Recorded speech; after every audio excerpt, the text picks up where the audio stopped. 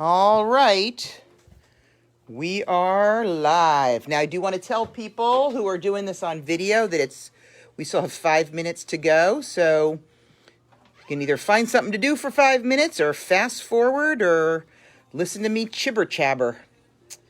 That's really not an easy choice for you, I know. All right, so I'm gonna...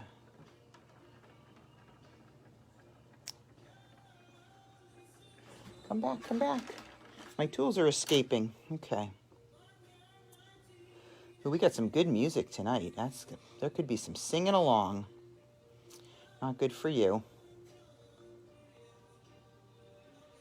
All right. Comments are on. So anybody who's here, let me know. Looks good. Oh, we're sideways, so I guess I'm going to want to turn us today, huh? It's good to know.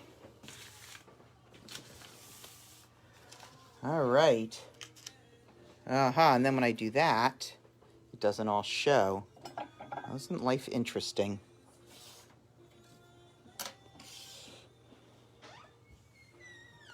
Let's see.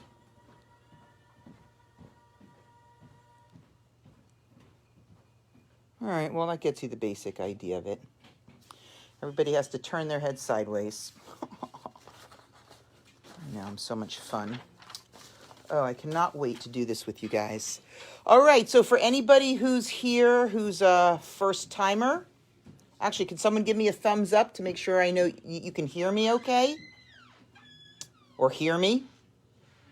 And that would be cool, because I have to have my sound turned off on my watching. So either shoot me a comment or give me a thumbs up so I know you can hear me, or give me a sad face. Thumbs up. Thank you.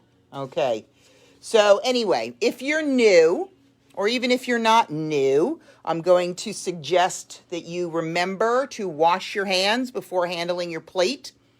We had our first incident last couple weeks ago where, thanks Donna, where, someone had oils on their hands and it got transferred onto the plate and it made the glaze misbehave. Let's just call it that. So if you guys can make sure your hands are clean, that's a good thing.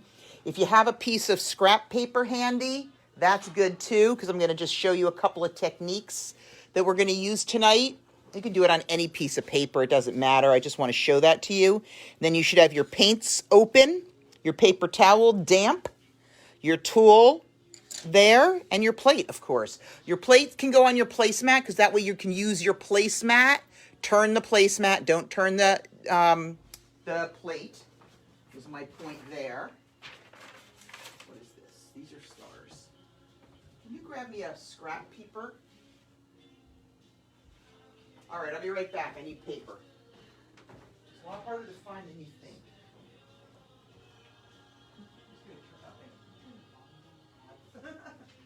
Usually I like it, but this would be an awful lot of Jackie singing out loud.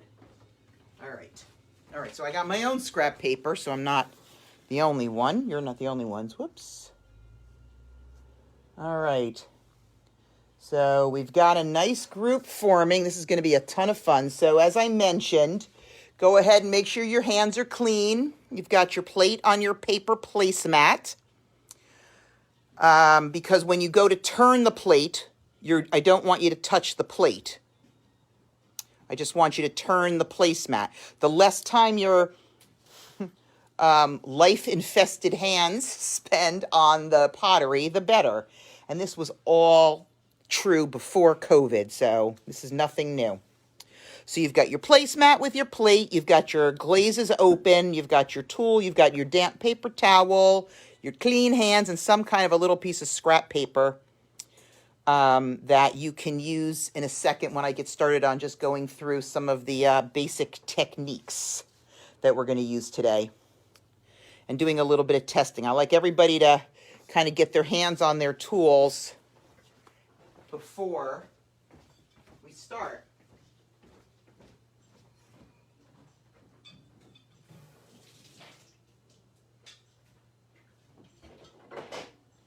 All right.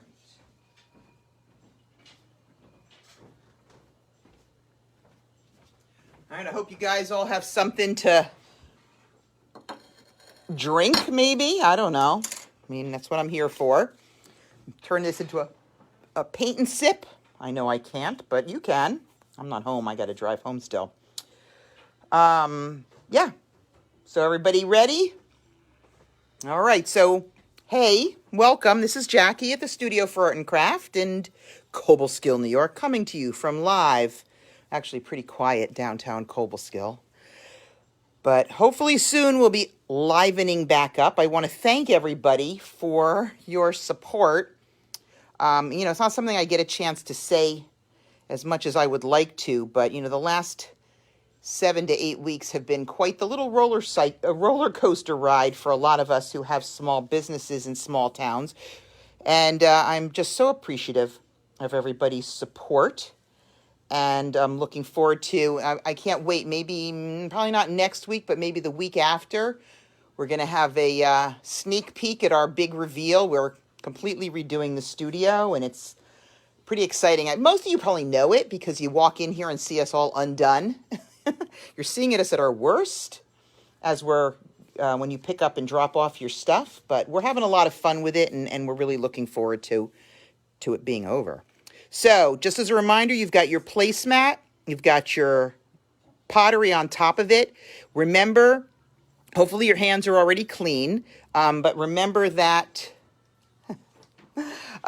when you go to turn your pottery, okay, because you always want to be working from your side of strength. Like I'm left-handed, on this side, so I want to turn my plate so that I'm always working on the left. There's no point in reaching over here and possibly putting my hand in my wet paint.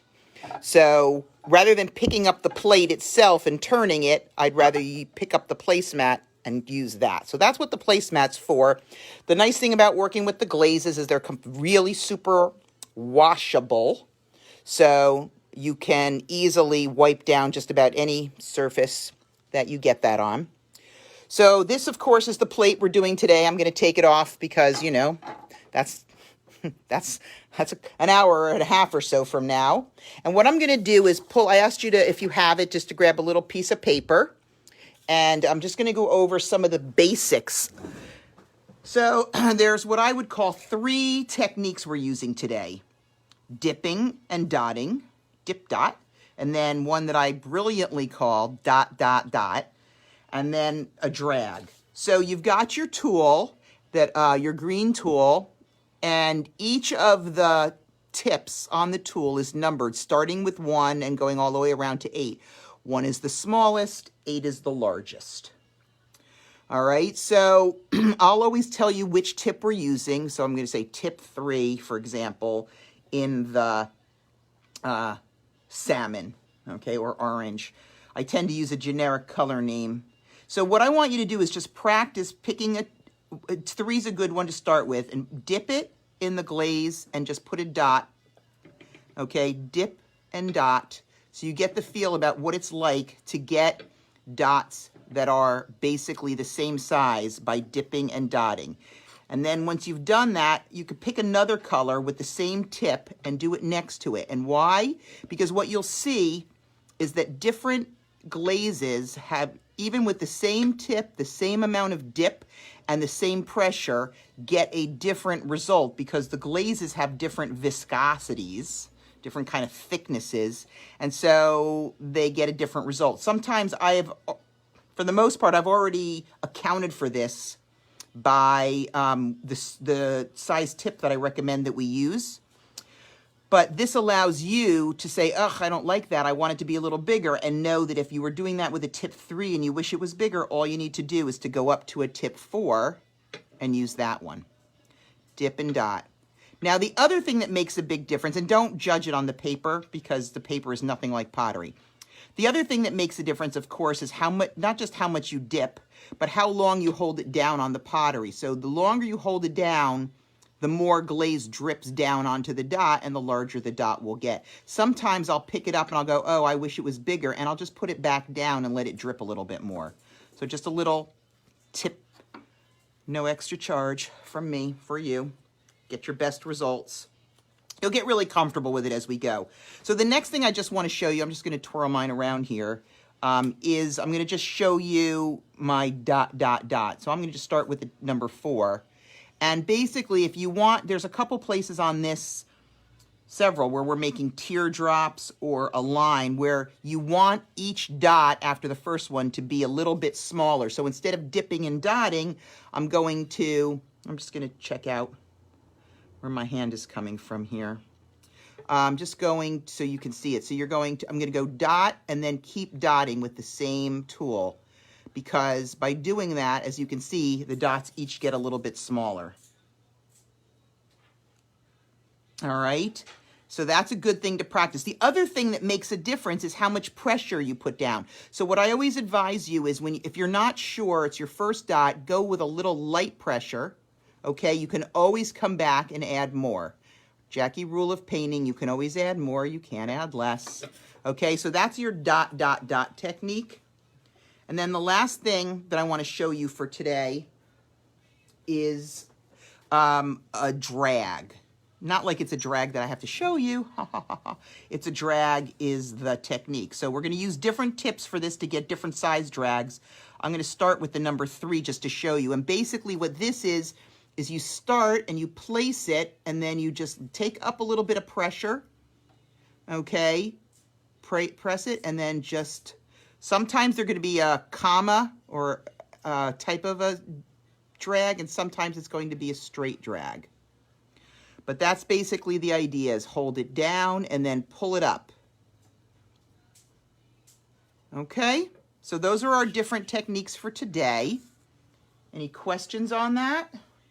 Let me see. Let's check our comment area. You can't hear me? Do you have your volume up? I know that sounds sort of dumb, but I think I have volume, and I think other people can hear, so I'm going to have to guess that's on your end. So see if you can turn up your volume, if that helps. I'm just going to grab a towel. Not from there. Okay. This will work. All right. Yes, I made my sponge super wet. All right. So you've got your plate. You've got your markings. You know to try not to touch your plate too much. You've done a little practice. I think we're ready to roll. Anybody have any objections?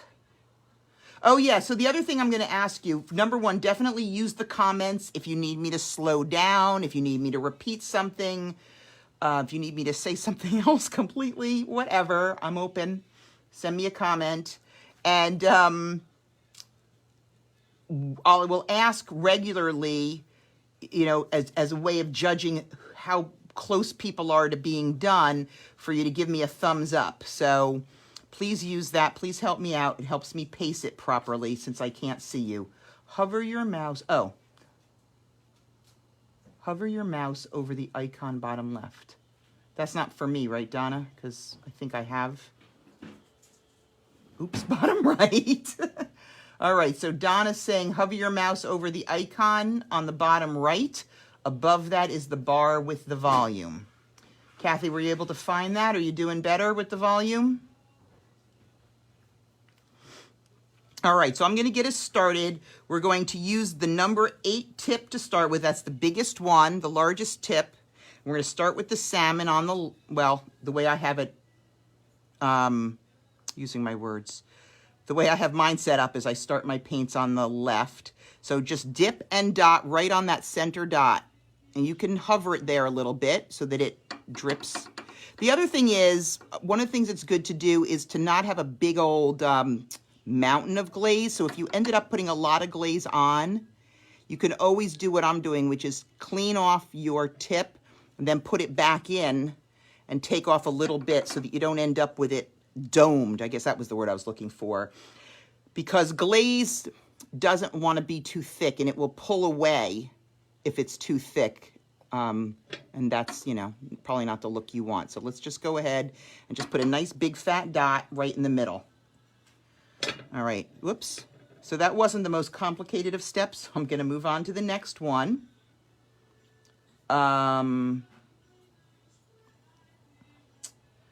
We're going to use tip 4, okay? And then we're going to use the lighter blue color.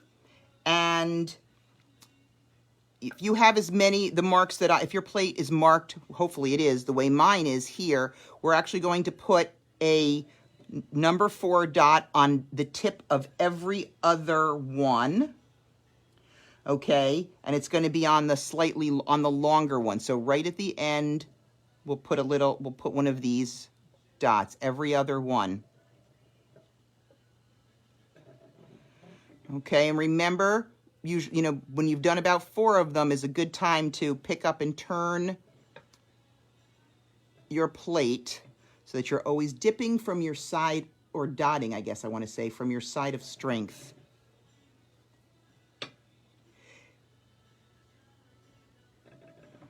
Okay. So you're going to have 8 dots when you're done. You don't have to count. That work's been done for you. You're welcome. Okay. All right. I'm going to wait, because especially in the beginning, I want you to be comfortable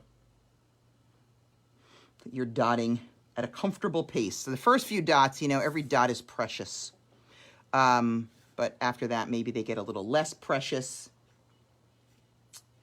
And also, you know, one of the things that's funny, and I've done this plate so many times, and I've done a lot of other plates, obviously, so many times, and I still start out with every dot being precious at the beginning.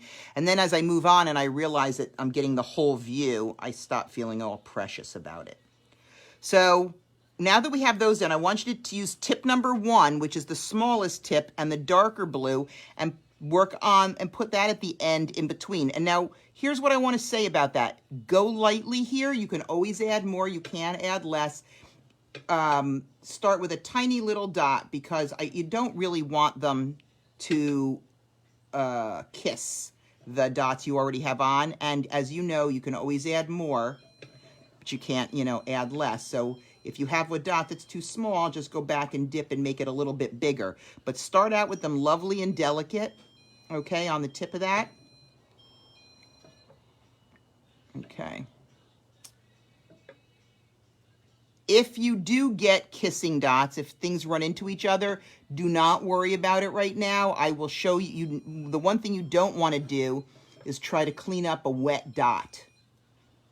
Wet dots are very hard to clean. They're going to smear. It's like that Cat in the Hat story, right? The more you try to clean it up, the more smeary it gets. So let it go. I'm going to combine all of my little children's stories here, where I get all my good life lessons. Let it go, and then at the end I'll show you it's super easy to clean up when it's dry. Horrible to clean up when it's wet. So that's where this is our starting point. If anybody has any questions about that. Kathy, you and I you can try logging out and logging back in. Or maybe you're having a problem with your internet. Sometimes, I don't know what you're using, you know, something that's on your phone plan or on the Wi-Fi, but that you might want to check and see if your Wi-Fi is searching. That could be keeping you frozen too, but it might work better then if you either watch the video, or you and I can always work on this afterwards or tomorrow. But try logging back in. Sometimes that helps. All right, so I'm going to assume you've got your tiny little dots in between, because that wasn't one of our hardest steps yet. So now we're going to use tip number 3, okay? I don't feel like I need to show you. Y'all can find the number 3 pretty well. We're going to use that same darker blue, and above the lighter blue, we're going to put a single dot, okay? So just right above that dot, we're going to use one of these dots. Oops, let me see. Sometimes when I'm trying to show you, I end up making my own dots too small. So every other one is going to get one of those blues.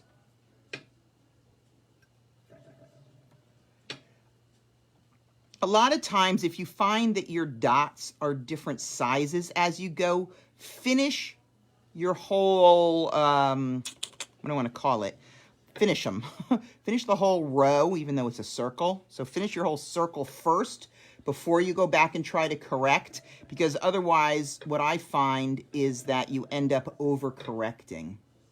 And also, they don't have to be the exact size. One of the cool things about doing this with glazes is that glazes are somewhat self-correcting. I mean, they're not perfect, but they're somewhat self-correcting. So if it looks like it's not the same size, it may just be slightly more domed than the one next to it, and it will spread out in the kiln.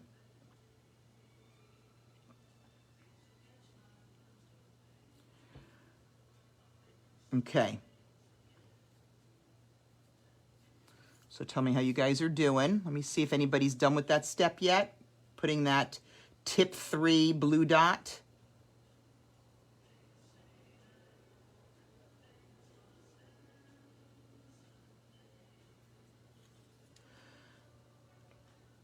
All right, thank you. So here's what we're gonna do. And there's no one right way to do this. So I'm gonna show you something and then I'm gonna tell you it depends on what yours looks like. So what I typically do here is I use my tip 2 to put a red dot on the line in between. And I'm gonna, whoops, that was teeny tiny. Now, sometimes that means that I have room. I just want to show this to you. So sometimes that means I have room on each side, in which case I'm then going to take my number 1 tip. I'm just going to show you all of this at once, even though you're not going to do it this way. But I might have room to put another dot on either side. If you don't have this much room, do not attempt this. Don't worry about it. You can just put 1 dot in here and be happy. So what I'm saying is use your number 2 tip and put a dot on the line in between each of those. Okay, do that first. All right. And then if you have room on either side, because my dots are coming out really tiny today, which is unlike me, but I'll take it. In which case I will have room, but this is a good way to mess up. So feel free not to mess up. If you leave it like this, so look, you can even see if you look at mine, I have this one where I put all 3 dots. Oops, find a better pointer than my big fat finger. You can have all 3 dots like this, or you can have the 1 dot, and you can even go back and make this dot bigger by upping it from a tip 2 to a tip 3 if you want it to be fuller. So either of those approaches will work. It really depends on how much room you have, okay? Because the kissing dots is, not necessarily the look you're going for. So I barely have room because my dots are kind of biggish. So I have a lot of kissing dots I'm gonna have to clean up at the end.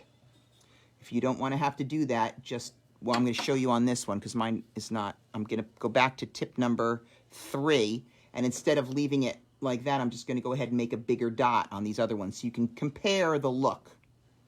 And also, you can always change your mind later. You can always add in more little dots. So over here, I'm showing you, I just went with the bigger dot in between, whereas over here, I went with the 3 smaller dots. But see, look, what happened over here is lots of kissing, lots of bleeding into each other. All right, so you've got and Kathy, I'm glad it worked out. I'm just gonna recap all the steps for you while everybody else is doing this. There's finishing this up. So you have the tip 8 salmon in the middle, and then you have the tip 4 light blue on every other mark, the longer rays. And then you've got your tip 1 with the darker blue in between. I'm just pointing on mine where that is. Okay. So you said you were catching up. I don't know where you were at. So you have that. And then if you're done with that, then we're just going to take the tip 3 and also the darker blue and put that on each of the longer rays as well. And then we've got either the tip 2 with the red in between and the tiny little dots on either side with a tip 1, or just use the tip 3 and make a red dot in between. So for folks who have been keeping up, if you want to let me know if you're done-ish with that step, we're going to start to do something a little more interesting than circles. I'm going to start you on a triangle. All right, so we're going to use tip number 1 with the dark blue. And above that red dot, the biggest red dot you just made, we're going to put a little triangle. So we put 1 dot and then 1 on each side, hence the name triangle. I know I cracked myself up. So just like that, a little cute little triangle on the top of each one. All right. Even if you have the 3 dots, you're still focusing on that center dot, putting your center up there and just making a little triangle. Ooh, how'd you get so close to me there? Whoops, I bled there, so I'll clean that up later. Sometimes if you get too much paint on your point while you're painting, you're going to get a lot of color mussing. So clean off your tip if you find that happens.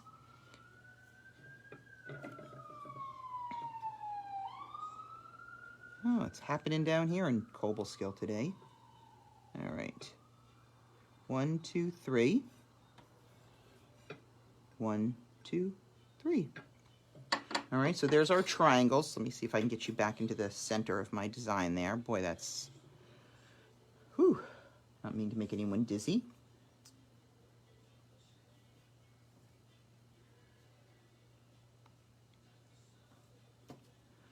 All right, so how are we doing with our triangles? Good? What number for the triangle was tip number 1, Kate? So just the smallest tip.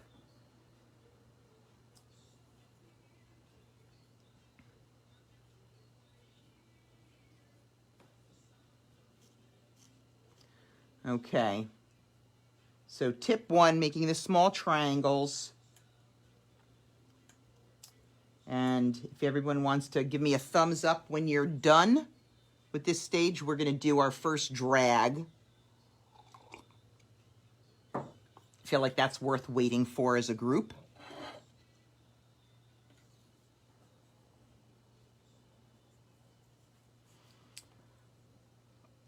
Okay, cool. Thanks, guys. All right, so for the drag, we're going to use tip number 3, and we're going to use the red.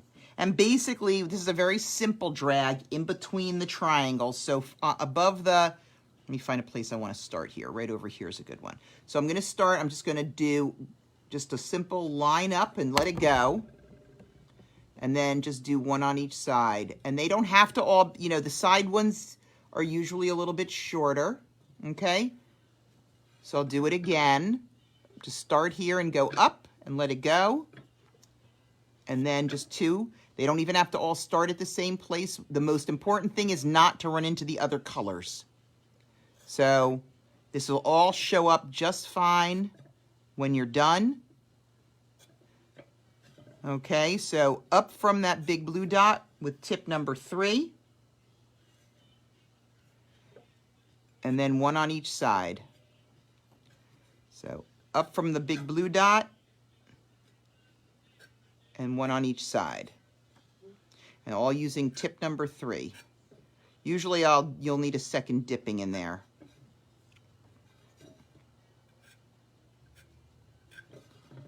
All right.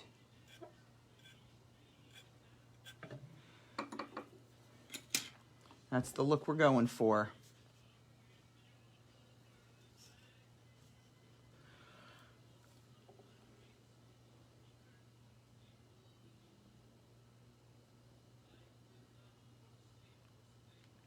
All right, so we got our first drag behind us.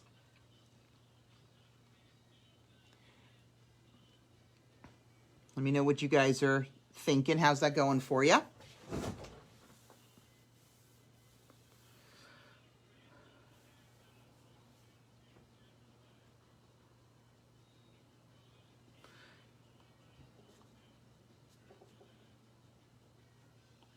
right. How is the drag feeling? Good. Anybody done?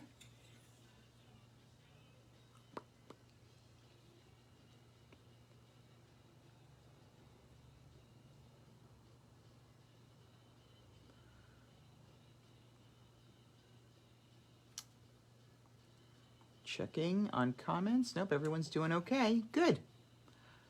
I'll just be patient then. How's that for a shocker?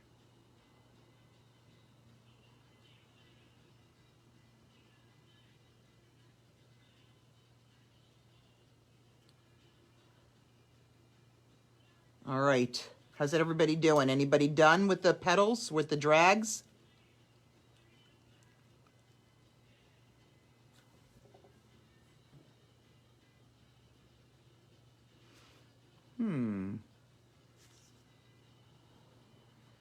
Chad, this is usually when I hear from you. Okay. You're my test. All right, we're going to do something pretty... Oh, Mary, big difference between week 2 and week 1, huh? All right, so now we're going to... This is easy. The next step is a simple dot. So we're going to use tip 3, and we're going to go back to that salmon color, and we're just going to put a dot above the blue triangle. So, I'll just right here, just one dot. All right, all the way around. Obviously not one dot, but 8 dots, but one above the triangle, the blue triangle. Tip number 3 with the salmon color. Oh my gosh, I just did that. Space Cadet. I just did what I did not want to do. Okay. I was watching for comments instead of watching what I was doing. I guess I'm excused. I guess it's good that I'm watching for comments and not what I'm doing. Okay, so we've got one single tip size 3 dot above that triangle. And then as long as we're doing single dots, I'm going to have you switch over to tip 4. And I'll repeat this, so don't feel like I'm rushing ahead. I'm just doing these 3 steps together because they're pretty easy. So now we're going to switch over to the lighter of the 2 blues, and we're going to use tip 4 right above that. So I'm just going to make a slightly larger dot right above the one we just did. Okay. This is a very, oh my goodness, this plate does not sit well on this turntable. Makes a lot of noise. I hope that's not annoying you too much. Or I really hope it's not annoying you at all. All right. So that's that.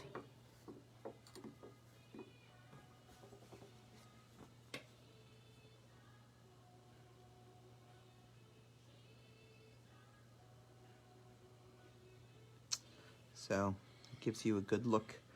So we've got that.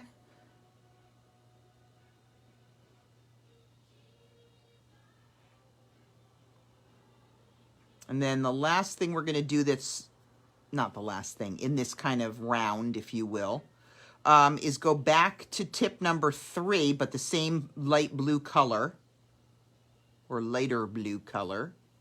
And we're going to put a single dot above each of the middle drag. Okay, so like right here. Slightly smaller dot than the one we just did, and a little bit lower typically, but again, that's not really a big deal in terms of, this is how it's coming out on mine, but if it comes out differently on yours, that's okay. So we're just going to put one single dot above the middle drag using the tip number 3.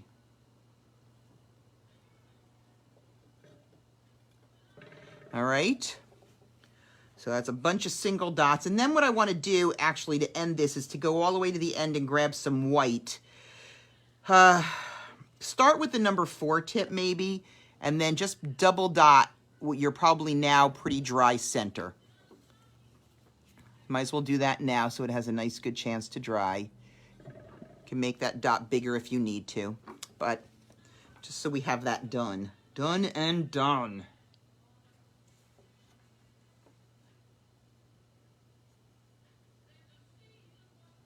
All right, so I'm going to wait because I'm going to want to chit-chat a little bit about the next dot.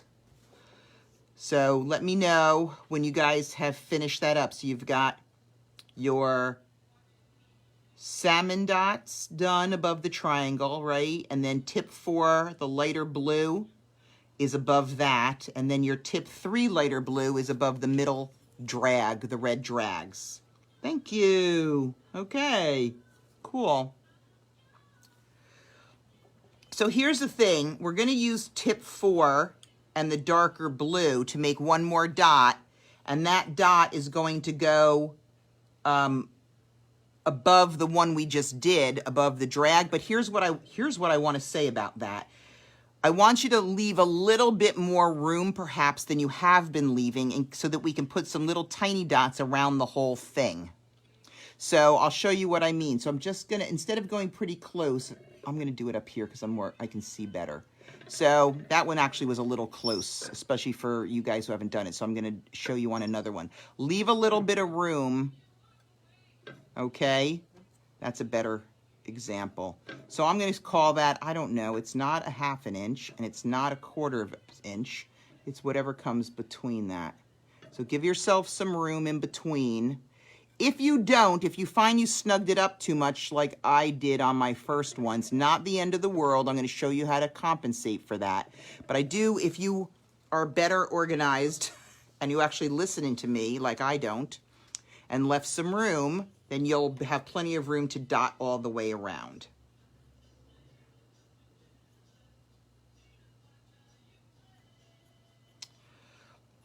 So I'm going to wait till you get all those dots down, because that has to happen first.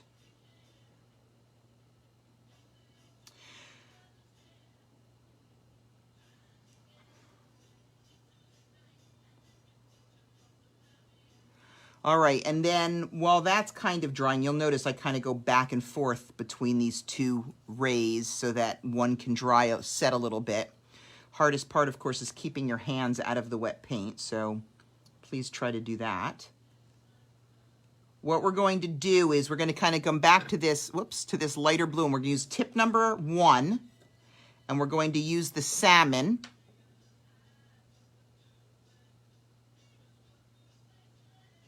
And what we're going to do here is I'm going to start, this is a teardrop, so what I do for the teardrop is I start above, and then without redipping, I go dot, dot, dot, down to the large dot, salmon dot that's already there, and then I redip it a little bit. I don't want my first dot to be huge like this one was, so I'm going to go nice and light until I make sure it's kind of the same size as that one, and then just dot, dot, dot. All right, so that's what I'm making. I'm going to hold it up so you guys can see it in case it's too far away for you. All right, so you start at the far end and go around one side with a kind of a, not a fat circle, more like a teardrop. And there's 3 dots, and you're using the dot that's already at the bottom as your bottom dot. And then you'll put 3 on the other side. And you're going to do that, obviously, all around the plate. Any questions on that? Okay. So, again, one dot up top, and then dot, dot, dot without redipping. Then a little bit of a dip. This one is tip number 1. You want your smallest tip on this one. Dot, dot, dot. These are petite. A lot of, almost, whenever we're teardropping, you're almost always starting with tip number 1. There's like a little cheater hint for you. Okay. Dot, dot, dot. Dot, dot, dot.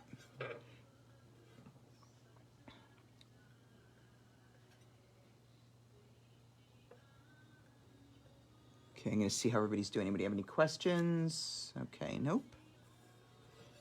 Okay, so 1 dot at the top and then 3 around. Slight dip and dotting down the other side. I tend to always dot the same order. So if I started on the left side and then do the right second, I do that for all of them. Mostly because that way it has the best chance of being, kind of looking the same. If I were to switch it up, then I might not do it the same, it would look a little bit more different. That was probably not a sentence. I want to repeat again. All right, so you're going to have the salmon all the way around. I'm not rushing. I'm not moving on to the next step. I'm just telling you. So we're using tip number 1 with the salmon around that large light blue dot.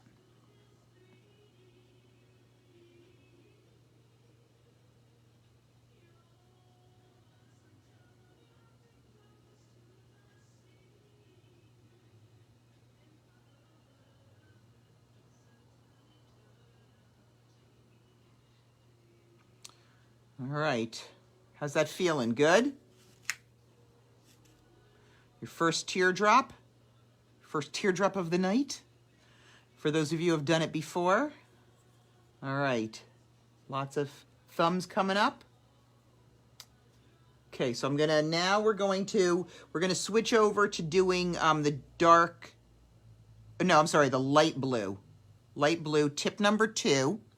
And what we're going to do is we're going to put a teardrop around what we just did.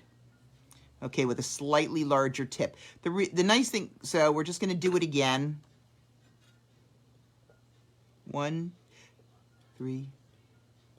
All right, now a lot of times how big this is, how many dots it takes, and how close you come to the ray next to it is going to be based on you and your, how you've done it. I actually just did another version of this plate earlier this afternoon. I wanted to do it on a different shape because I don't have any more of these ovals, and I have other people wanting to do it, and I wanted to see what it looked like. And I'm amazed, even though it's the exact same design, and I am, for the most part, the exact same person that I was 3 hours ago, it looks really different. Things are spaced differently. Almost everything, every time I do a plate, it's a little bit different. And the reason I'm telling you that is so that I'm going to show you kind of what do you do if I tell you to do something and you don't have enough room to do that. Does it matter? It doesn't. I'm going to give you different ideas, and you pick the one that works based on the amount of room you have. So, for example, I'm noticing right now the amount of space I have is just not as much as I had this afternoon. So this is tip number 2 in the dark blue going around what we just did. All right.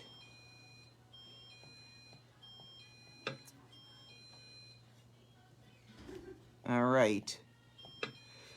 So I'll let you finish that up, and then we'll talk some more. We'll talk again. No worries. Hello, Wheelers.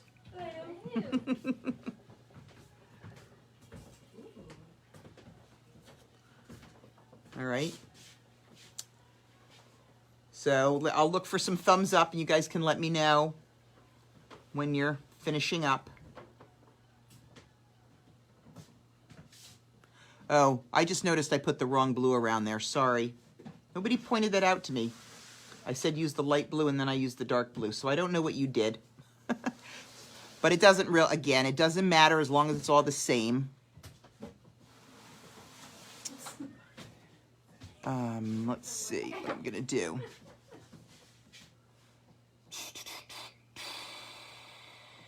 Yeah, I'm fine with that.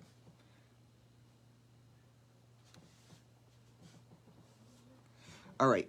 Well, if you did what I did instead of what I said, you have dark blue, but we're going to, I promise, switch back to the light blue now. So if you did the light blue, good for you.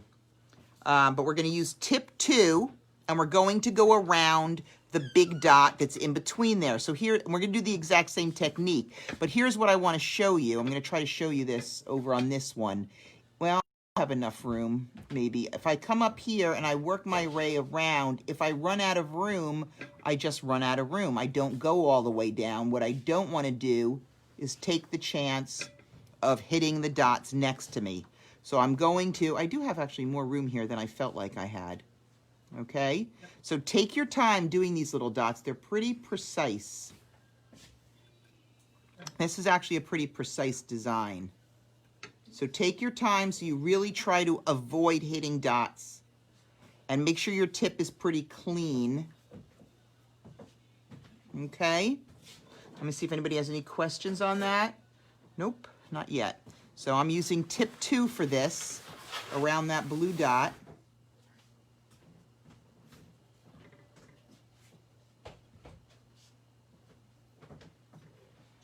Okay. It's funny, when I was putting the other dots on, I really thought I didn't have room. Sometimes, we're going to do a crown in a little bit on something, and that's another thing you can do if you run out of room, is instead of trying to put a teardrop all the way around, you just put a crown on top.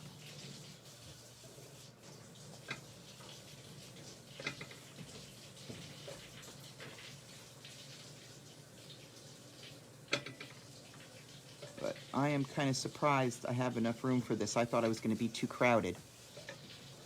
I don't know my own strength of a daughter, if that makes sense. So I'm glad so many of you like this design. It's kind of exciting for me. I do so much designing, and I kind of like all of my babies, but it's really fun to see the ones that other people like. For those of you who don't know, I'm going to show you the one that we're going to do next week. Now, this one, you have a choice of colors. They're all on black plates. I'm just going to put it up here for a second to show you. Let me see if I can do this without making a disaster. This is called Sun Goddess. This is the one done in yellows and oranges. And this is next Tuesday's design. Yeah, it didn't work to hold it up, so I guess that always is... Whoa, sorry about that. Yeah, it's a little bit glary because it's so shiny. But this is a really fun design to do. This is it's got a lot of motion to it, which I really like about it. So I also did one, if you look on the website, if you go to order this, you'll see that there's another sample already done in the blues, which is also pretty. And then you can also do it in purples, which is also gorgeous. I just don't have a sample of that one up yet. And I think I also offered it in greens, because this one uses some different tones of colors. But anyway, this is the Sun Goddess that we'll be doing next week.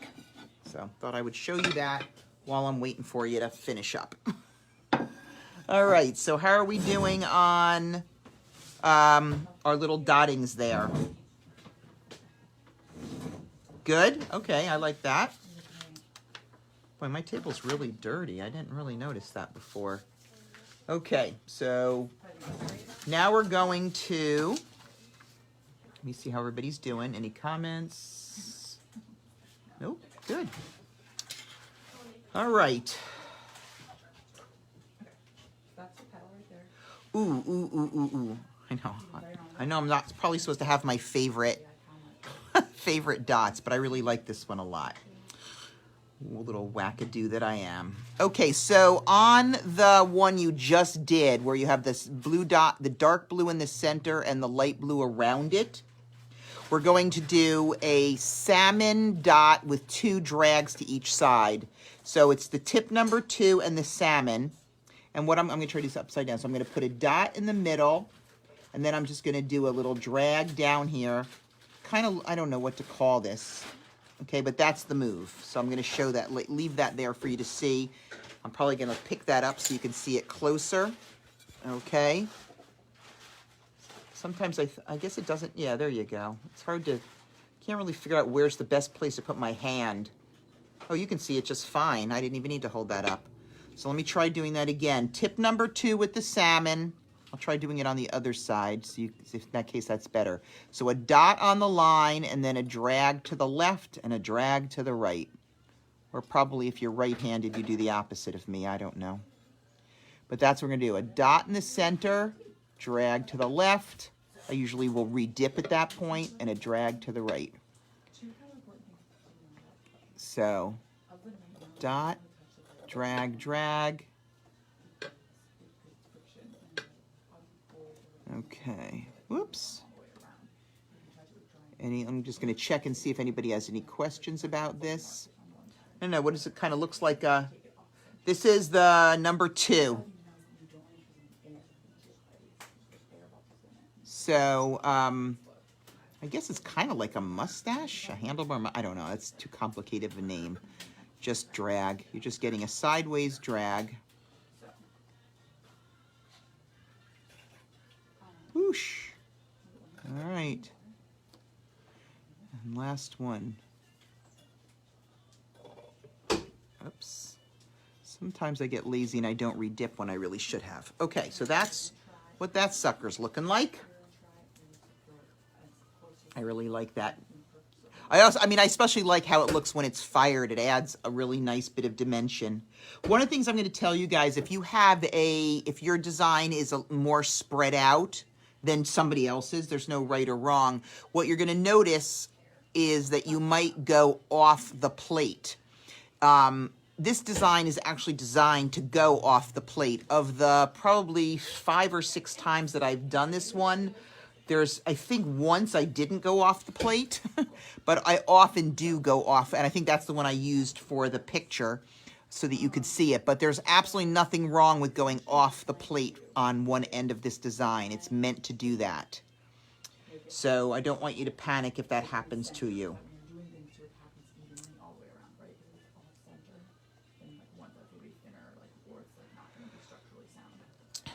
Okay, so I'm going to wait and look for some thumbs up now so I can talk about the next step when you're done with your salmon drags.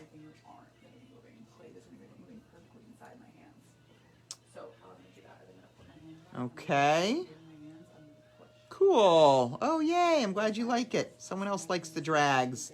We're going to use tip 3 next, and we're actually going to teardrop, do a teardrop above that. So with the dark blue, so tip number 3 with the dark blue, and we're going to dot at the top and then dot, dot, dot until you come to, whoops, I ran out of paint. Not a good one to demonstrate on. Until you come down to the teardrop next to it, she said brilliantly. So let me do that one again. So start up here, and then it'll be 1, 2, 3. It'll depend on how you'll either get 3 or 4 dots in there. But you don't want to run into the one you've already done. That's a no-no. It's against dotting rules. So just come on up there, get a good dip, and just make a nice kind of an oval kind of shape. Come in a little bit at the bottom if you need to. Just come all the way around. 3, 4. All right, any questions? Let's see. Nope. So tip number 2. Tip number 3. Sorry, I gave you the wrong information. Tip number 2 or 3. I'm actually using number 2 because that's the one I picked up, because sometimes I don't listen to me, as we've already determined. Oh well. I'd like to say it could be worse, but I'm not sure if that's true or not. All right. A lot of times people are concerned they don't have the same number of dots on each side. It really rarely matters. So it's not the hill to die on. I have done lots of them, including this one and others where I have lots of them where they aren't the same, and it just doesn't really show. Okay, because you get the whole effect of it. A lot of that, the different colors, the brightness, the prominent colors, the receding colors, etc., all kind of camouflage those kind of little issues. So we're going to have teardropped all of these.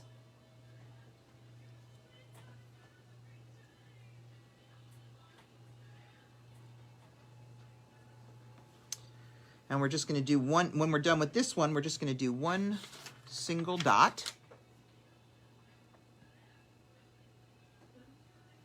Yeah, you can start to see the flower coming. One of the things that's always funny is, and I say this every week because I'm always shocked by it, when I look at my plate, I don't really see the whole design, but since I'm also watching it on Facebook so I can see what you see, it's like, wow, it looks a lot better. It looks better on Facebook. It's kind of like how your life sometimes looks better on Facebook. I don't know. It depends on what you say about it. But this is real. This is live. This is me doing it, and it's really photographs quite nicely. So how are we doing on our teardrops? Our blue teardrops there. Anybody finished? Yeah, that was good. So now it's getting a little tall, so I just put your thumbs up and cross them over. Any comments, questions? Nope, we're good there. Okay. Yeah. Good, that's closer. So just push with a little bit on this wrist in. See how it's good better? All right. Anyone done? Yeah. Okay. There we go. Thumbs are coming. We're just going to do one single dot. We're going to use tip number 3, and we're going to use the red. And we're just going to go in between what we just did, and we're going to put one dot on that ray. okay? So in between what we just did, above the other blue teardrop, we're going to put 1 dot. All the way around. Okay? Now, you might run out of ray on the shorter rays. That's cool. Just take your time and you can eyeball it so that you end up kind of with a straight line. So that's a nice ending for that bit.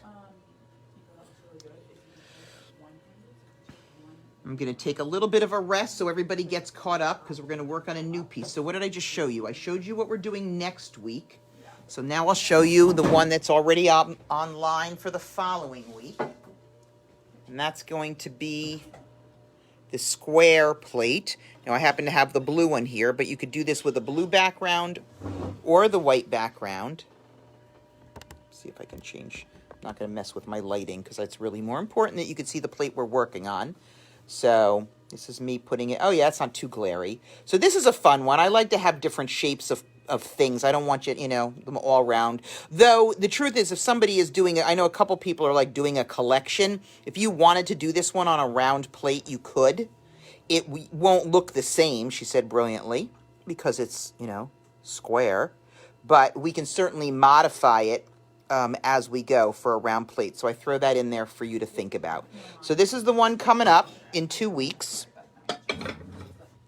And then after this one, I'm going to start showing you some of the cool stuff you haven't seen yet. Woo, woot. All right, how we doing? Thank you. All right, so everybody got their red dot on there? So see how your hands aren't moving at all? And get some feedback, please. So can I feel yours without doing it? So, yeah. Okay.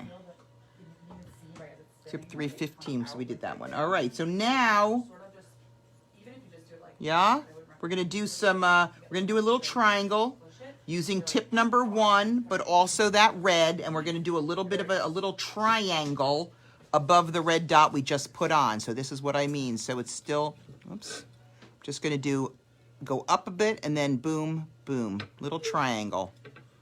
Okay. Up a bit, and then a little triangle above. Let me see how that turned out, so make sure you can see that. See if I need to. Oh, that is really better to do the up one first. Okay. Yeah, you can see that. Okay, cool. There's a little time lag. I don't know if you guys know that if you've ever done a live. So there's like a 7-second delay. I don't know if they think they're going to censor me or what, but I will not be censored. All right, so we're just going to put a little small triangle, using tip number 1 with the red, a little red triangle above the red dot.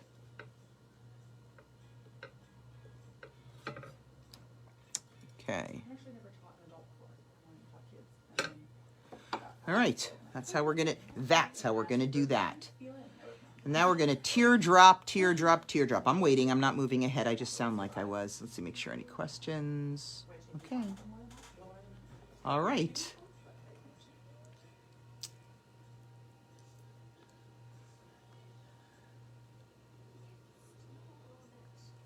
So let me know with your thumbs up when you're done with this step.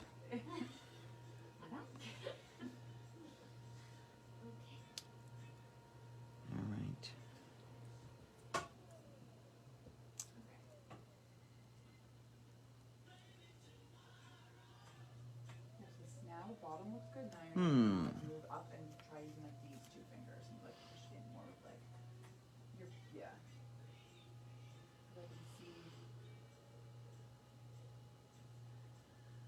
I love this phase of this project because this is when it starts to bust out a little bit. We're going to go in kind of different directions on our different rays. So you've got your 3 little triangles, or your 3 little dots that make triangles, I guess is how I want to say that. Cool, and now we're just going to teardrop around those. So we're going to use tip number 2 and the lighter blue, and we're going to make a teardrop around that. And the only quote-unquote difference is you're not going to go all the way to the bottom, of course. You're going to put a dot up here, and you're going to come down, and you're going to stop when you run into something. No, excuse me. You're going to stop before you run into something. Okay? So we're just going to make a little teardrop around that. 1, 2, 3. In my case, I have 4 extra dots on either side. 1, 2, 3. So you're really going to be running into your into the neighbor, the other blue dots next to it, which is what I'm expecting. All right? But just you want to stop before you do that. You don't go all the way. I still call it a teardrop, which is probably confusing. It's really more of a petal kind of a look. And just stop before you run into something. So this is tip number 2 with the lighter blue. Any questions? Nope. Sort of feel like every time I remember to constantly check for questions or comments, there isn't any. And then if I forget to, there always is one. I don't know. There's a law for that, but here we go. 1, 2, 3. 3.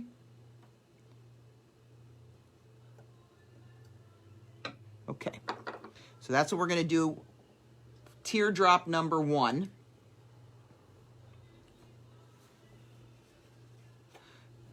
For those of you who are speedier, and I'm not pushing anybody because we're just going to do 3 teardrops, so I'll keep repeating it. So we just finished with tip 2 with the lighter blue, and now we're going to go to tip 3 with the green. Remember the green? We haven't touched the green yet. Hello, green. I know, sorry. I befriend my colors. So just repeat. Whoops. The green is a lot more viscous, just so you're warned, meaning a lot more fluid. It moves a lot more, so you might want to dot lightly till you get the feel for it. You haven't really used this color too much.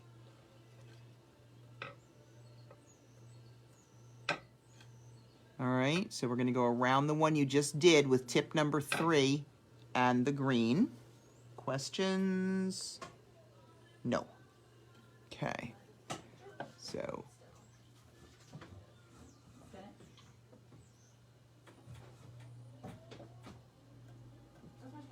Okay.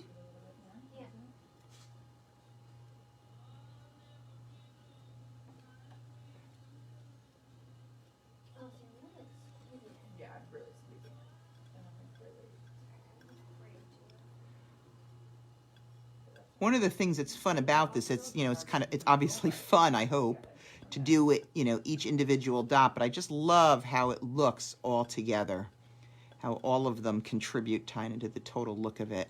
I know, I'm such a whack. This is why I dot alone, people. Surprised they let me out here with you.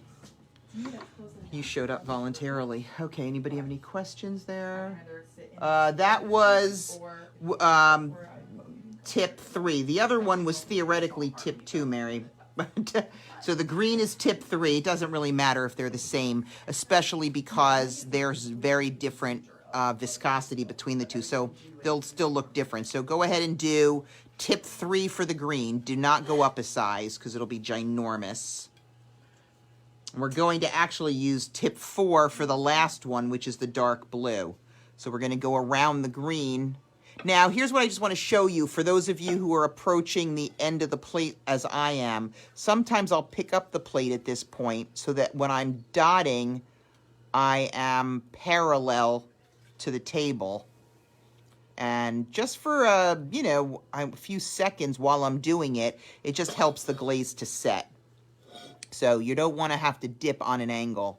So I'm going to use the last one. So you have 3 sets. You have tip 2 with the light blue, then tip 3 with the green, and then tip 4 with the dark blue. And that's going to be the end of this petal.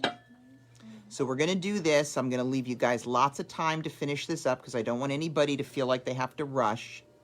Just remember the whole thing about when you start to dot, if you're not sure, go lightly.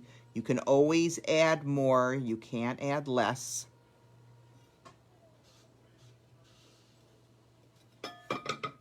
Any other questions? Cool. So this one's tip 4.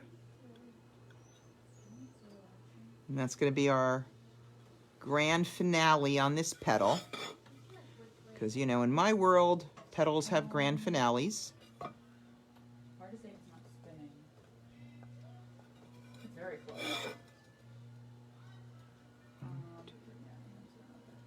All right. I don't know if anybody's gone off their plate yet. I'm not going to on this one, but I don't know. Not on the petal. Can't really tell. I might go off on one of the other explosions. So here we go. I'm going to leave this for you guys to see in case you want to reference it, but you're going to finish up your blue dots.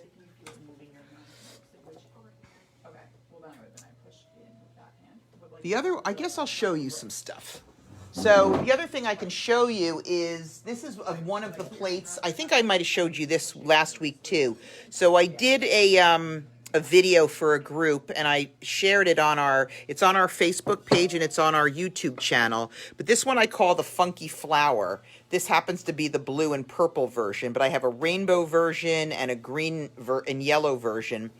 And all 3 of them are on the website, but this is something if you wanted to do a plate on your own, okay, well, it's not really, you know, I mean, I'll still be with you in the recorded sense of the word, but this is a really fun plate to do. I give you lots of detailed instructions so you kind of get this really cool 3-dimensional look to it. This was a fun design to figure out, and I've just really enjoyed it. I love playing with it in different colors. I actually just did one on a white background for the first time. To be honest, it doesn't move as much. The black really helps pull the color in, but I'm always curious to try new things. So if you wanted this one, you can still order this kit, even though I've already done it. Oh, I'm glad you like it. Thanks, Lisa. It's really fun to do. Lots of people have done it, and I've brought them in to be fired, and I am thrilled with how great they look. So it makes me feel good because it means that the instructions are clear enough, and that's important to me. So give me a thumbs up, anybody who might be done with the dark blue petal. The reason is I'll stop yakking and show you something new, but otherwise I'll just keep you company while you finish your petals.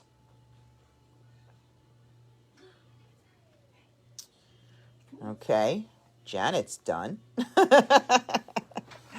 I'll wait for a couple more, because then I'm excited. I'm going to show you 3 new things. I had a very creative week, so I'm very excited about that. I have 3 new designs to show you guys. One of them is on a plate. The other 2 are new pieces. So, okay, so I'm going to slowly move on to the next step, which is a very simple one, but oddly, another one of my favorites. So we're going to use tip number 3 and the green, and we're going to do the dot, dot, dot, and we're going to do that, well, not surprisingly, above the mustache, as I've now called it. So tip 3 in the green, and we're going to do 5 successively smaller dots. So I'm going to flip this around. Hope I don't make you dizzy, but I think it's easier if you see it on the flat. So I'm going to start here with 1, 2, 3, 4. Whoops, I ran out of paint. Slight tiny dip. If you have to re-dip, I suggest you don't start with tip 3 again, but start with tip 2 so that your tips come out smaller. So you want 5 successively smaller dots. So start with tip 3. 1, 2, 3, 4, 5. That one worked out. Sometimes you run out of paint, sometimes you don't. Remember, if you're getting up on the slope, turn your plate so that you're dotting on the flat. 1, 2, 3, 4, 5. All right. Let me see any questions on that. All right, so we're starting with tip 3. 1, 2, 3, 4, 5. Sorry, I thought someone had a comment or a question. Nope, we're good. 1, 2, 3, 4, 5. have to admit, successive dotting is one of my favorites.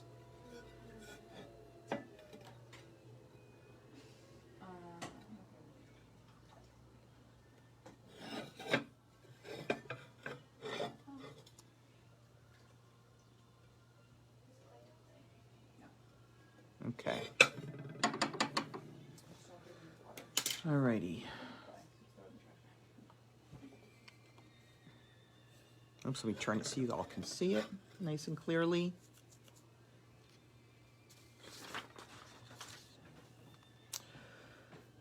Okay.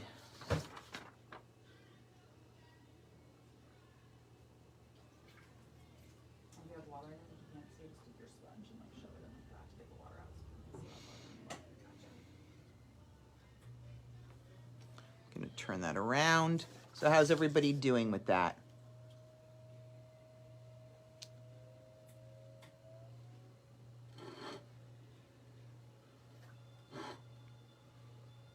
Let's see if I did that. Woo! Thank you. All right. When you think you're about 3/4 of the way down, you can stop the wheel and measure. So I'm gonna, when I do the next, show you the next step, I'm gonna show it to you on the flat here, because of course that's where there's the most room. And this will be fun for you to think about. If you're running out of space up at the top like I am, you're going to go off your plate, which I feel like adds to that. I actually call everybody, I think I put this one up as cheese plate, but I had named it Fly Away because I wanted it to look kind of dandelion-y. So we'll look at how, and I think that that is enhanced by the fact that it comes off the plate. So what we're going to do is we're going to use tip number 3, and we're going to use the salmon color. And what we're going to do is put a salmon dot on each side of that green antenna that we just made. And you want to do it, here's what I want to say. You want to do it somewhat centered between the green antenna and your blue petal, and a little bit far out. So I tend to do it right about parallel with the 3rd dot between, I don't want to point with this tool because I'll just splatter paint all over. So I'm going to do it parallel with the 3rd dot, not, somewhat close to halfway between the blue and the green line. Okay? So on either side. Now it's just going to be a center dot, so you're not going to actually see it all that much, so I don't want you to stress about it. But you do want to get them somewhat out there because we're going to do a lot to this dot. And then remember, when you get to the part where you're maybe on the edge, turn your plate. I know I keep saying that I'm a broken record, but I want to remind you to do that and not feel like you have to paint on the slope, because it's just better to not do that. Okay, and also don't go too far in. Make sure, use that 3rd dot as your guide, because you want this out further than you think you do. And I think when you get to the slopey area, it may be somewhat convenient to start thinking, just natural to want to put it in and preserve, but you really don't want it to because we have a lot of building to do on this. Okay, so we're going to start with this salmon dot.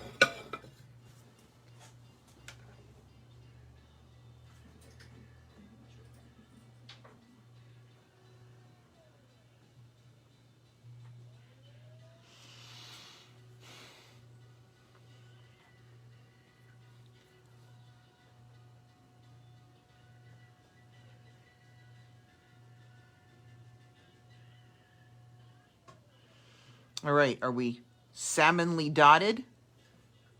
Yes. All right, so now what we're going to do is we're actually going to do a little bit of a teardrop around that. It's more of a crown in that it's not going to come around to the bottom. But here's the point, because there is one. We're using tip number 1, and we're using the red color, but I don't want it to be straight up and down. It's not meant to be parallel to the antenna. It's going to be on an angle. if I paid attention in geometry, sorry, Mr. Gregory, I would tell you what angle that was, but I didn't, so I won't. So I'm going to have to show you, kind of in between. So I'm going to start on this angle and then just do 1, 2 on either side, and 1, 2. So nice, petite little, come out on an angle, 1, 2. Nice little petite dots on either side, 1, 2. Kind of like a crown. We're not going around the bottom. So that's tip number 1 in order to get that look. And I just want to always make sure I'm on that angle.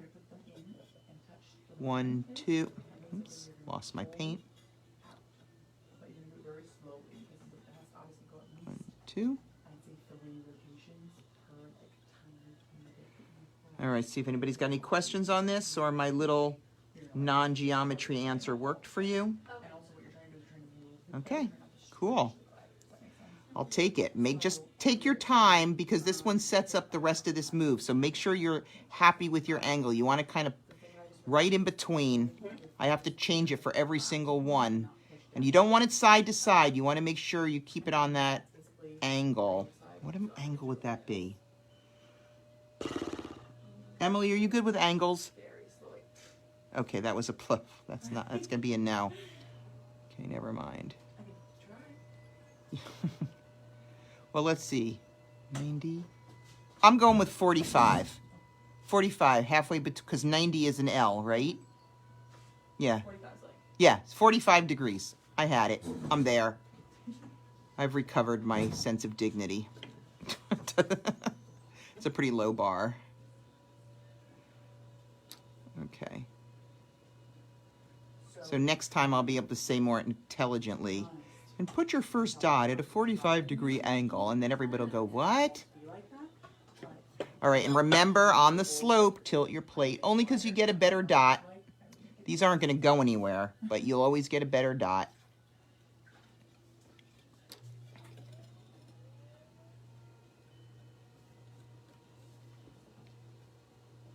For what it's worth, when I did this one this afternoon, I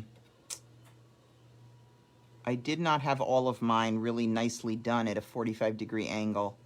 And for what it's worth, it still came out looking really good. But I tell you that now that I've scared you into paying attention to your angle. But I feel like you should know the right way to do it. Well, it's one right way. One of the things that's fun about the dotting is that there is no one right way. And that's why I always look for your comments, because if you mess something up, it's really not the end of the world, because you just have to let me know, and I can give you a way to do it a little bit differently. Oh, this one's hard for me to reach all the way over here. That's funny. It's one of the challenges of the oval plate. Very on center. Yeah, that's good. All right. You would know. I think this one's going to take you a little bit longer than some of the others. Oops, I got to kiss her. Because of the need to keep that angle. So I'm going to make sure I give you plenty of time. I don't want to rush anybody on this one. So there's mine, done and done. I'll let you concentrate for a couple minutes. Your fingers more at like a 90-degree angle, more at like this angle. Yeah, so that you're pulling instead of stretching. Any questions? Yeah, nope. All right.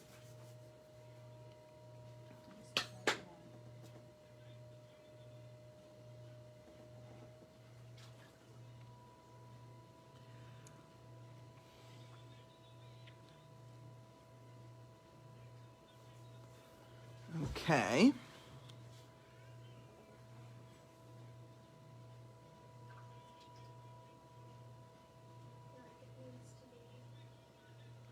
We're actually going to do another teardrop or another crown right around that in case anybody finishes up early or finishes up and wants to do the next step. So we're actually going to do, with tip 2 in the salmon, we're just going to do another one right around there. So you could just move along onto that if you want to.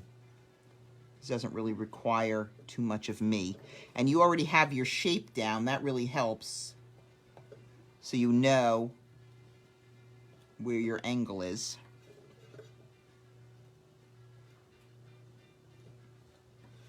So we're the next one after the red, and I will repeat this several times since some of you are still working on the red, and I don't want to distract you from that. So this is just tip 2 with the salmon color, the same color that's in the center.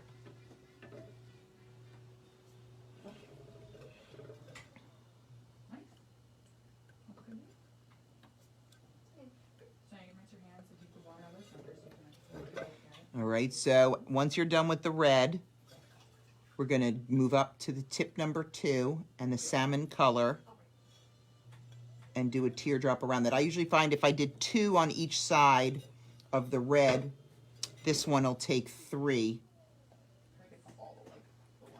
on each side because, of course, you've moved out on the plate.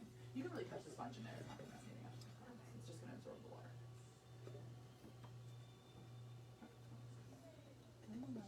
So it takes up more room. Again, just try to avoid running into something else.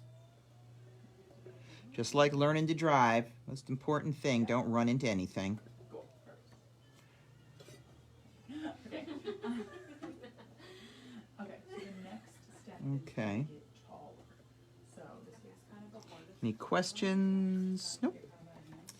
All right, so I'm going to say it one more time for those who might just be finishing up the red. We're using, after the red teardrop, we're going to move on to the salmon, tip 2, and do another teardrop.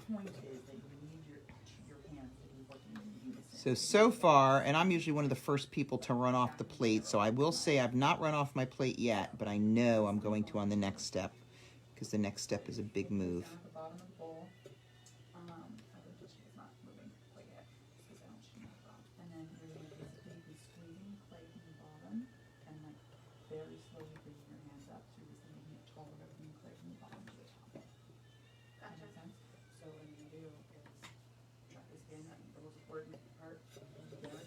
All right.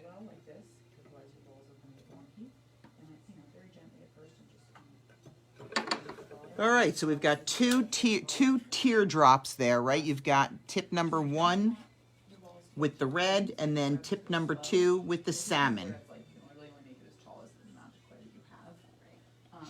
I'm just gonna hang tight until you guys are finished with that.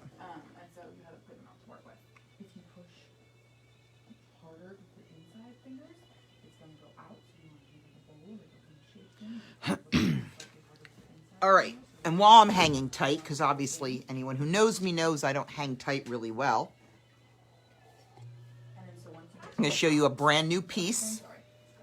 This one I call Blooming Beauty. This is on a whole new piece. I've done another one prior to this, online on this piece. Let me see how much of this is going to show. I may actually need to take away my entire setup here, because this is a huge platter.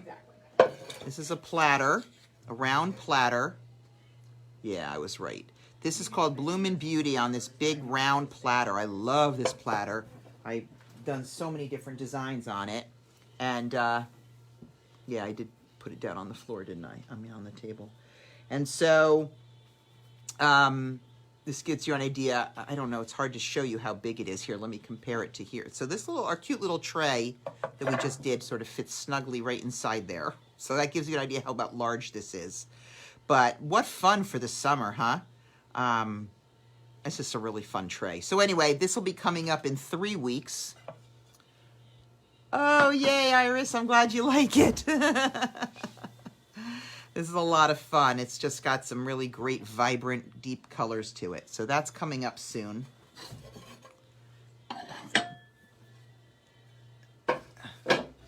And I'm coming back. Let me see anybody have a thumbs up for me who's done with this, the step of the second round of teardrops?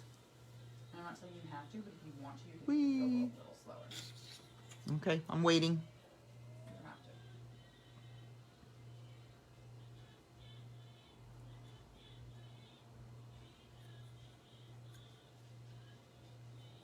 Whoops, I stopped watching. All right. So how are we doing on our teardrops? All right, yay. Oh, thank you. I'm glad you like them. That means a lot.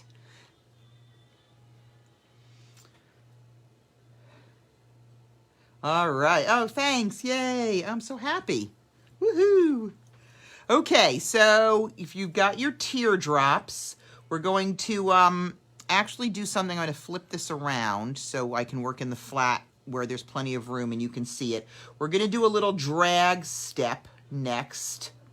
We're going to use tip number 2, and we're going to use the lighter blue, and we're going to do 3 drags above the green antenna. So we're going to go straight up. Okay, and then just do 1 on each side. Don't make them too tight because we're actually going to do a little bit of green in between. Spoiler alert. But this is what you're going to do above each of at the end of each green antenna is drag up and then out. So I'm using tip 2. Now this is where I say, I'm going to start to run off my plate. So no big deal. I'm going to drag up. Well, I didn't run off that one, but I'm really close. All right, but this one I will. Doesn't matter. I'm just going to zip right off that plate. I'm going to pretend I'm not. Doesn't make a difference. All right, so you can get a feel for that. Just go all the way up. And 1 on each side. I just want to make sure I go. Now, this one, I don't even have room for it. No big deal. I'm just going to skip it and move on. Whoops. And I'm going to... I think sometimes with this oval plate, the hardest thing to do is to keep your lines straight because your hand's on a little bit of a funky angle since it's not a round plate. But I really feel like its lack of roundness really suits this design very well. I've also done this design on the square plate. I did that at Helderberg Meadworks a couple months ago before lockdown. And I think everybody there actually picked the square plate, which was kind of fun. It also looks good on the square plate. It also looks good off-center on the square plate, which is kind of cool. So we've got that, and then what we're going to do is, I'm just going to tell you, you're just going to then just go down to tip 1 and the green and put a little drag in between each of those drags. So that's all we're doing. Doesn't have to be close in, okay? It's not meant to look like a flower. It's just starting that concept of things pulling away. So 1, 2. All right, and again, these are some of these, for me, at the very least, are going to start flying off my plate. I'm going to stop after this. I'm not meaning to move ahead too fast. I just want to let you know, I just like to finish a design sometimes, that's all. Skipping over the one I don't have room for, because the most important thing is not to mess with the paint I already have on there. So that's what we got. We've got the drag with the number 2 tip with the light blue, the 3 of them. And then I'm going down to a tip 1 and the green and putting that in between. Okay. That's really good. It's boring, though. All right.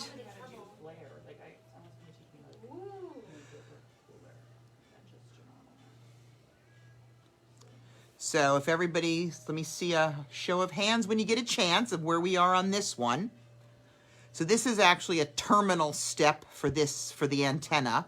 And now we're going to work on the sides of it. We're going to take, oh, I'm sorry. I said I was going to wait and look for hands and then I didn't look up. That's very me of me. So let me know how we're doing so I don't get ahead of anybody.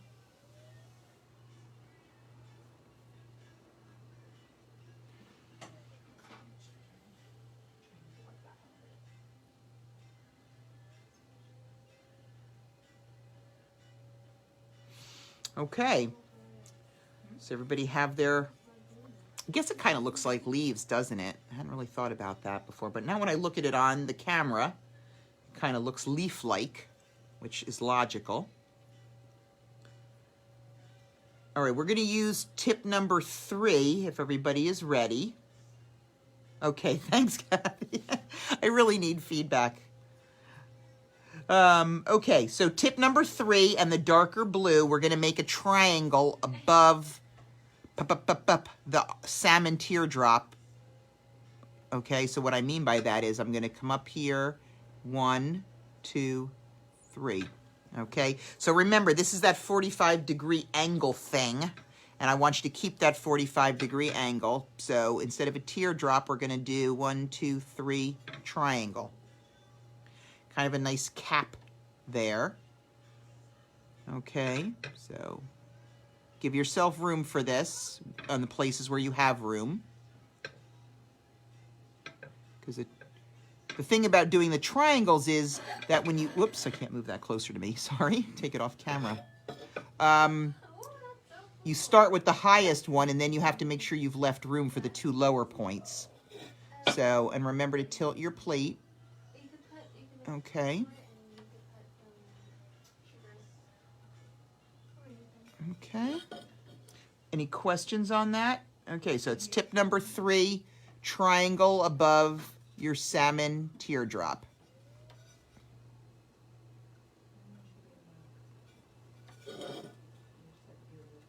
Don't forget to hold up your plate so you're kind of painting flat whenever possible.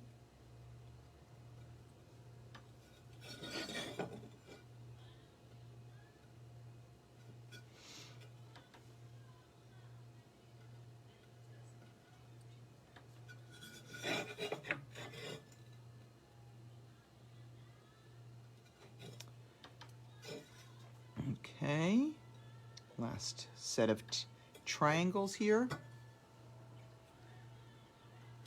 Well, those are kind of wimpy. Who wants a wimpy triangle? Okay, there we go. So that's there. I'm gonna show you how to clean up dried dots, you know, the space in between, because I just passed one and I really don't want to forget. So this is always hard because my hand gets in the way. I happen to be using a paintbrush that has a chiseled end. You can use any small, sharp, light object, a skewer maybe, maybe a toothpick if you hold it down far enough so it doesn't break. A file, but don't press hard. Here's the important thing. The important thing is you don't want to scrape up the base coat. You only want to scrape up dot stuff. So what I'm going to do, and I'm going to see before I do it here to make sure you guys can see this, I'm putting my chiseled end down on the plate where I'm going to be cleaning because I'm waiting for it to show up here. All right, you could actually see that pretty good. And I'm literally just going to very lightly go back and forth, not too much, and blow. Okay, chisel and blow, just until a line shows up between those 2 dots. That's all I want to do. I'm going to lift this up so you can see, as long as my camera will focus on that nicely for you. All I want is to allow some air between the 2. If you over chisel or try to shape it too much, you're likely to do more harm than good. I don't remember where that was, so holding this, oh, there it is. Okay, so I guess that's the point. The point is as soon as you can see plate in between the 2, you're good to go. Because as I said, the glazes, even though they're dried, and to you they look permanent, when they melt in the kiln before they harden up again, they'll nicely become circles. So if you have those kinds of mistakes, just very lightly scrape. You almost can't scrape too lightly, okay? You can easily scrape too hard. So that's how you want to do your cleaning up. So what we did our triangle. Okay, so now we're going to use, I assume people are done-ish, because I've just yacked for quite a long time. Yeah, that happens. So are we all set with our triangles? All right. It's taller. That's something I could, you could like cut off. So just above the triangle, all we're going to do is take tip 2, and do 3 drags with the red. It's probably an important point. So I'm just going to, again, on that angle, all right, so I'm going to come up and then out to the sides. We're not going to put anything in between these, so you could start a little closer if you want. Okay, but we're just gonna, that's how the ending goes. Whoops. So I'm gonna come up.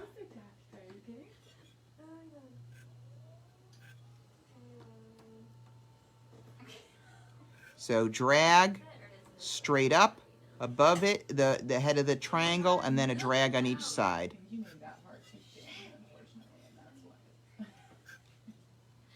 Okay. So for anyone who needs to know, this is tip number 2 in the red, doing 3 drags above the blue, the top of the blue triangle. Hopefully in the same, in that same 45-degree angle.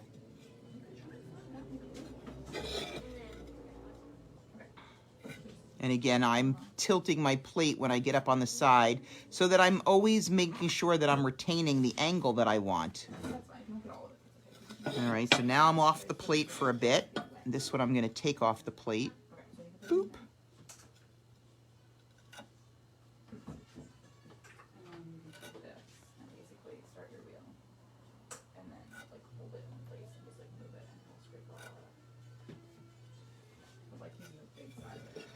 Okay, and actually I just have this one over here. Okay, so if you run off your plate, I guess it helps you go faster. I don't know. Not in a rush, but there's several of them. So there we go. That's the main part of the design. Well, we're going to do some double dotting here in a second, but...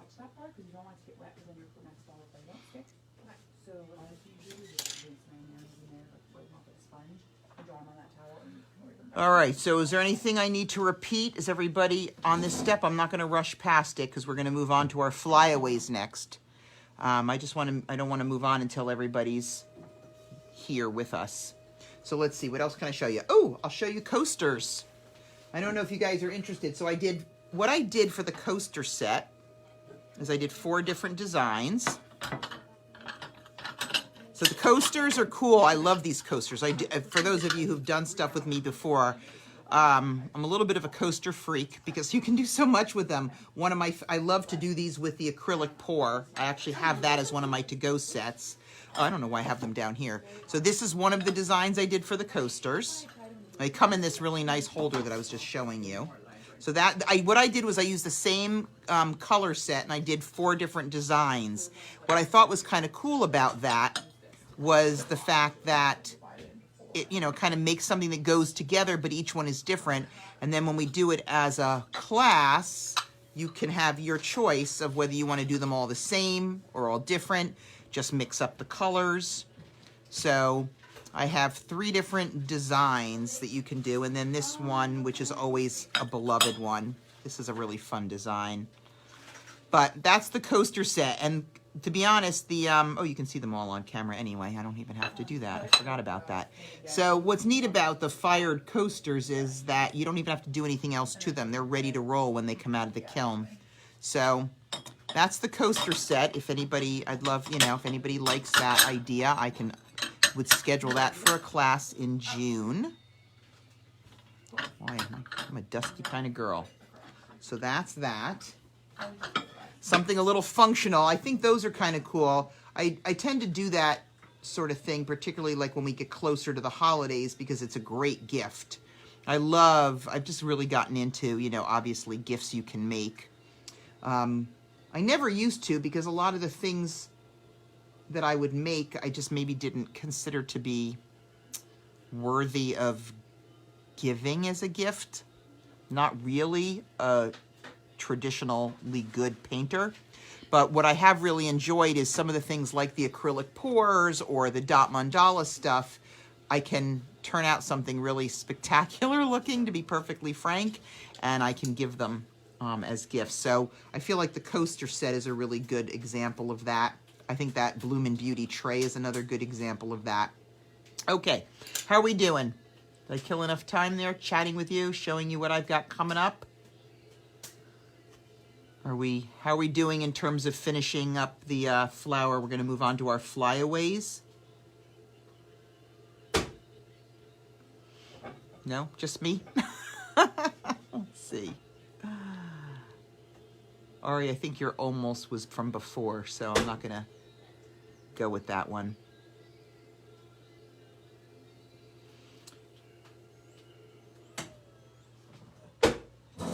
Why is that? I guess I feel like I probably keep moving plate closer to me as we go through the night. I apologize for that. All right, so you're finishing that up. So here's what I do for the flyaways. There is nothing brilliant about this. I'm going to show you one, and I'll do it, slowly, of course, and repeat it. But you can do your own style if you want to. I tend not to do these symmetrically because I do one larger and one smaller because I like that look. If you don't like it, you don't have to do it that way.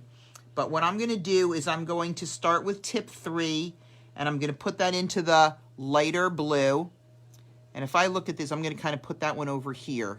And it's just like, that's where I'm putting it. Woohoo. All right, and then after that, I'm going to jump down to tip number 2 and the darker blue, and I'm going to make a tail for it. And to me, the tail should be coming from the larger flower, so I'm going to do a 1, oh, that was not enough paint, 1, 2, 3, 4. I put that on a little bit of an angle, but you don't have to. And then I actually use tip 1 then to come up the sides, 1, but I'm only doing 2 on each side because I introduced another color in here. And again, this is not the only way to do it, it's just the way I did it. Because then I used tip 1, I stuck with tip 1, and I put a salmon dot over here on each side. And then I went back to the blue for a dot or 2 in between, depending on how much space you have. Kind of wanted it to, I don't know, maybe I couldn't decide at the time whether it was a flower, flyaway, or a bug with eyes. I'm not really sure. But you could do it however you'd like. You can make it more ornate or less ornate. So basically I started with tip 3 and the light blue in the middle. Then I used tip 2 and the dark blue to make the tail and kind of like the U coming up the sides. I just switched over to the salmon just to introduce a little bit more color. I'm actually going to double dot the center on the next step, so there will be a little more color in there. And then I'm doing the other flyaway, I did kind of the same thing. The only difference is I did everything smaller. So instead of starting with tip 3 in the middle, I started with tip 2 in the middle. And I just did different colors. So on this one, I just started with, and I don't want it to be the same, so I'm gonna do this one much higher up here. Whoops, lost my dot there. So I have a darker blue center, and I'm gonna go around it with salmon, which I'm gonna do with tip 1, because I was making it smaller. So I'm going to do 1, 2, 3, 4, and then go up the sides.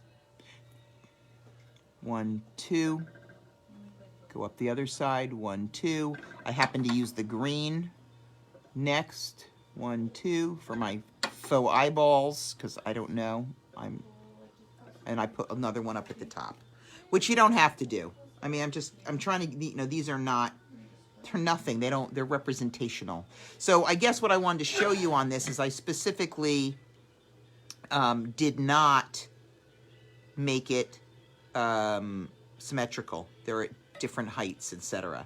So I don't know if there's any questions on that, but I'm basically using tips, a little bit of 3. You can't see it, so I've moved my hand away and pulled this back into frame. So the center on the larger one is a tip 3 with the light blue. Then I switched over to tip 2 with the dark blue, and the first thing I did was make the tail. Here, let me use my little pointer thing. So I did the 1, 2, 3, 4, dot, dot, dot, dot, without redipping so that they got smaller. I mean, the truth is you could even make a longer tail. There's no reason. I could just go down and I could just make this nice long tail if I wanted to. Actually, that looks kind of cute. I kind of like it. I'm going to do it on the other one. Okay. So I made a long tail, and then I also came up and I made 2 more dots on the sides, switched over to the salmon. These are all done basically using tip 1. Is that helpful? Can you see that, Lisa? And I did the same thing over on the other side. I actually started with a smaller dot, but it doesn't really matter. I don't like the shape of that dot, so I'm actually going to make it bigger. because I want that dot to be round. So I'm going to have you, and you can see what I just did now was I added a little bit of a curve to the bottom. I just went down to tip 1 and just added a few more dots because I've just decided I liked it. But you don't have to like it. And you can add more of these. You can add less. You can make them shorter, longer, whatever you'd like. All right, does that make sense? Everybody good? Yeah. Okay, cool. All right, so I'm gonna, while you guys are finishing that up, because then after that we're gonna do some double dotting on the main part of the design, and I'm just gonna let paint dry for a second and let you finish up your flyaways. I'm gonna show you one last plate, and this one has not even made it to the kiln yet. I did this one last night out on the deck. It was a little cold, I admit, but it was just, I'm trying to make it spring if it's gonna kill me. And so this is a new design that I'll fire up maybe tomorrow. Oops, can you see that one? I don't think you can see all that. I'm going to put that one down lower. Okay. So let me know. Pencil. All the lines fire away. Those aren't on your plate. Those are not actually pencil lines. It's actually etched. It's just kind of, and it fires right off. When I do designs, if I leave you guidelines, you won't see them on your final plate. So this is my newest plate. It will be much brighter than this when it gets fired, but I wanted to get your feedback on it. There we go. Call this one Pennsylvania Dutch. So anyway, that's that one. And I'm actually going to start doing the double dotting. My Facebook is behaving weirdly. I'm hoping it'll stay with you, that it doesn't disconnect, but I just want to get the last bits in. Oh, I'm glad you like it. Thank you. Hey. Oh, you guys are good for me. I'm going to hang with you more often, although probably once a week of me is enough for you. Okay, so what we're going to do is do some double dotting, and partially you can use your own sensibilities as a guide, or B, you can use the photo you have as a guide. But basically what I'm going to do is I'm going to identify the places where I'm going to use the white for this. And I usually start with tip 1 or tip 2. If it's a large dot, I'll do tip 2. But basically, for example, I'm going to go into this center here. I'm going to just, I'm going to use tip 1. Tip 2 just feels too big. I can always add more. I can't add less. So I'm just going to put a little dot right in the center of these. These are the ones, the 45-degree angle ones. So that's one place I like to double dot. Just put a little tiny dot in the middle. Make sure you keep your tip clean so you don't get too much glaze on there. And a nice light touch. Take your time on those.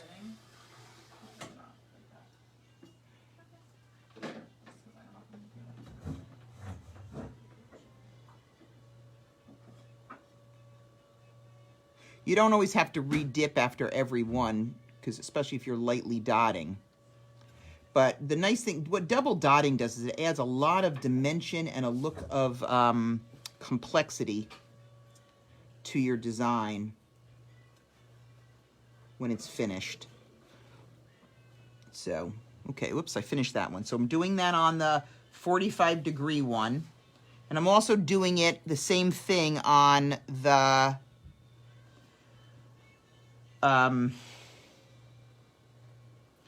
dark blue dot under the mustache. Oh my gosh, I sound so funny when I say some of this stuff I say. Just adding a dot right there under the mustache, that dark blue is another place I'm adding. If you're trying to follow along, you can always just dot one up and then you can come back and do the rest. Like I said, I just was nervous because Facebook was behaving badly and I don't want to miss the last few steps. Okay, so I got a double dot in the middle of each of those. Nice. Oh, on the red, yeah, that's the one I like too. I'm looking at my own picture here. So underneath the three, oh yeah, up here. So back out here where you have that, the big petal that we ended with the blue, and then the green, and then the blue again, you have the red triangle. The big red under the triangle, I put a little dot of white into as well.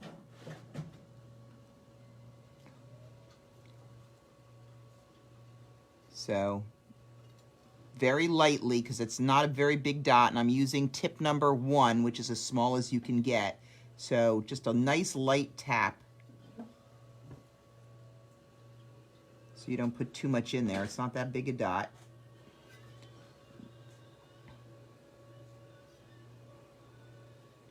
Red, red, here we go. I think the only other one, oh yeah, and then I also did a dot of white on both of my flyaways. It doesn't matter if your flyaway is still wet, but if you're going to double dot on wet paint, don't splat your tip right into the middle of it. Just touch it lightly and let the paint fall onto it. I think that's what I did for double dotting. Yeah, that looks like me. That looks like it. What do you guys think? Any questions? Anything else I can tell you? Did you have fun? Thank you. This is fun for me to do with you guys. I really appreciate your doing this. I look forward to next week. As I said, I'll be doing the Sun Goddess plate. So I hope that you enjoy that one. We're prepping them this week. So if you're going to join us, please either jump online or give us a call so we can make sure you get your kit in time. Thank you so much for joining in, and have a wonderful rest of your evening. And I look forward to seeing you guys when you bring in your plates. Maybe I'll see you all tomorrow. Depends on how eager you are. I'll be running the kiln tomorrow night. So when these dry, by the way, tonight, leave them out to dry and just don't put them anywhere near the cat, okay? Or where the cat can get to them. Because wherever you put it, you know the cat's going to find it. All right. Thank you, Janet. Thanks, Ari. Thanks, everybody. Have a good night.